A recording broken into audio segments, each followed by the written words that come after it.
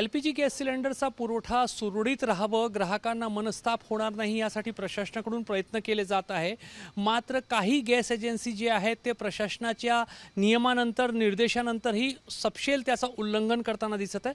माझ्यासोबत नागपूरचे HP गॅसचे ग्राहक योगेश गोमासे आहे।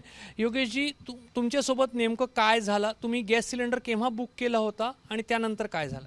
माझी जी गॅस एजन्सी आहे अग्रवाल जनरल स्टोअर म्हणून डिफेन्सची माझी गॅस एजन्सी आहे आणि मी 19/4/2026ला सिलेंडर बुक केलेला आहे आणि बुक केल्यानंतर मला 6 तारखेला मेसेज येतो, सबसिडीचा येतो आणि त्याच्यामधनं मला 40 रुपये सबसिडी जमा होतं, पण मला सिलेंडर अजूनपर्यंत अद्यापही मिळालेलं नाही आहे। बुकिंगची रसीद तुमच्याकडे आहे? बुकिंगची रसीद माझ्याकडे आहे आणि मी हे दाखवत आहे।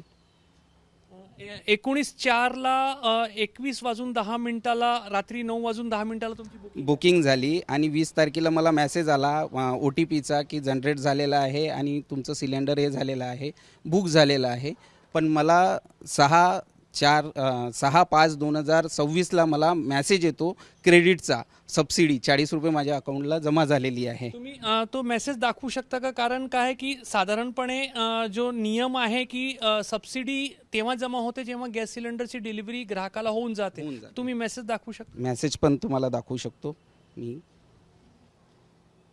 याच्यामध्ये हे 40 रुपयाची ही जी आहे 6 तारखेला 12:17 दुपारी 40 रुपये हे तुमच्या अकाउंटमध्ये जमा झाले। याची इन्क्वायरी केल्यावर किंवा तक्रार केल्यावर काही होत आहे का? अजूनपर्यंत मी त्याच्यामध्ये HP पे ॲपमध्ये मी कंप्लेंट केलेली आहे त्याच्यामध्ये, पण तात्पुरतं अजूनपर्यंत मला कुठल्या प्रकारचं तिथनं उत्तर आलेलं नाही आहे।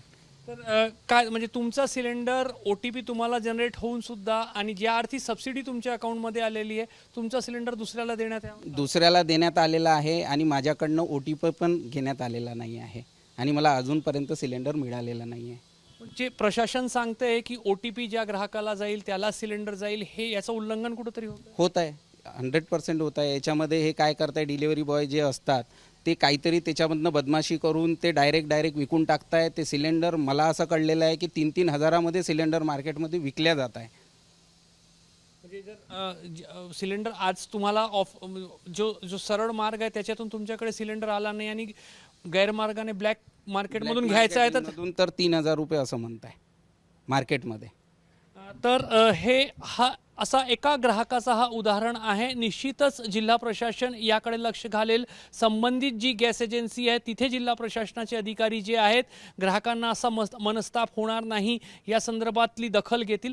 मात्र ज्या अर्थी या संपूर्ण जो यंत्रणा आहे त्याचा OTP आणि सगळे मेसेजिंगचं जे उल्लंघन करून जर ब्लॅक मार्केटमध्ये सिलेंडर विकले जात असतील तर ही गंभीर बाब आहे आणि हे ग्राहकांना मनस्ताप पोहोचवणारी बाब आहे। कॅमेरामॅन अतुल हिरडेसह रजत वशिष्ठ, ABP माझा, नागपूर।